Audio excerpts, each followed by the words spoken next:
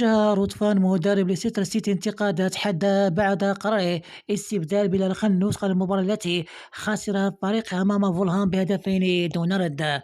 وعبرت الجماهير الحاضرة في الملعب عن غضبها بصيحات سجن، فيما هاجم مشجعون على المواقع التواصل الاجتماعي القرار، معتبرين أن اللاعب المغربي كان الأفضل في المباراة. وأكد فان في تصريحاته أنه يتفهم ردود الفعل الجماهير، لكنه أشار إلى أن قراراته تعتمد على رؤية تكتيكية تهدف إلى تحسين أداء الفريق. وأوضح أن التبديلات جزء من استراتيجيته لمنح فرصة لجميع اللاعبين والمساهمة في ديناميكية الفريق. خنوس الذي انضم إلى ستر سيتي الصيف الماضي مقابل 21 مليون جنيه قد قدم أداء مميزا منذ وصوله، وسرعان ما كسب ثقة الجماهير.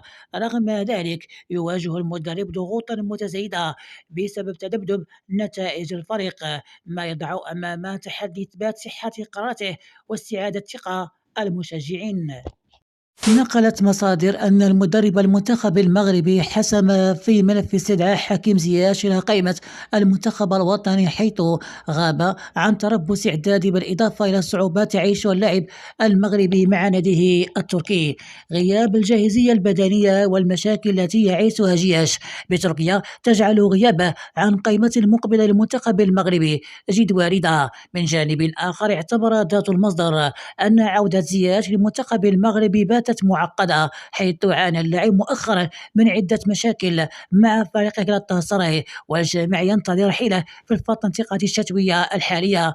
والمدرب الركراكي تواصل معه هاتفيا وشرح له بأنه مطالب بالبحث عن فريق جديد من أجل استعادة مؤهلاته التقنية والبدنية حتى يتمكن من إعادته لصفوف المنتخب المغربي. وقال إن الركراكي يتابع ملف اللاعب زياش بشكل دائم، ويعرف أن الجمهور المغربي يسأل دوما عن سبب غيابه. ما يمكن التأكيد عليه هو أنه لا خلاف بين الرجلين مثل ما شاع في أكثر من مرة، والركراكي معجب بشخصية حكيم القوية وأمله أن يستعيد كل مؤهلته، لأنه من اللاعبين أصحاب التجربة الذين سيحتاجون في البطولة كأس إفريقيا المقبلة بالمغرب. أما بخصوص معسكر التدريب القادم فمن الصعب على زياش أن يكون موجودا فيه بين زملائه. أحرز الدولي المغربي سفيان رحيمي ثنائية رائعة في مباراة جمعت فريق العين بالنادي النصر ضمن منافسات الجولة 13 من الدوري أدونك للمحترفين. وسجل رحيمي الهدف الثاني العين في الدقيقة 24، ثم عاد ليضيف الهدف الرابع في الدقيقة 76 ليقود فريقه للفوز بأربعة أهداف مقابل هدف واحد. وشارك رحيمي أساسيا في المباراة كاملة تقريبا، حيث تم استبداله في الدقيقة 85. وبهذه الثنائية يؤكد رحيمي مكانته كأحد أبرز اللاعبين في الدوري الإماراتي.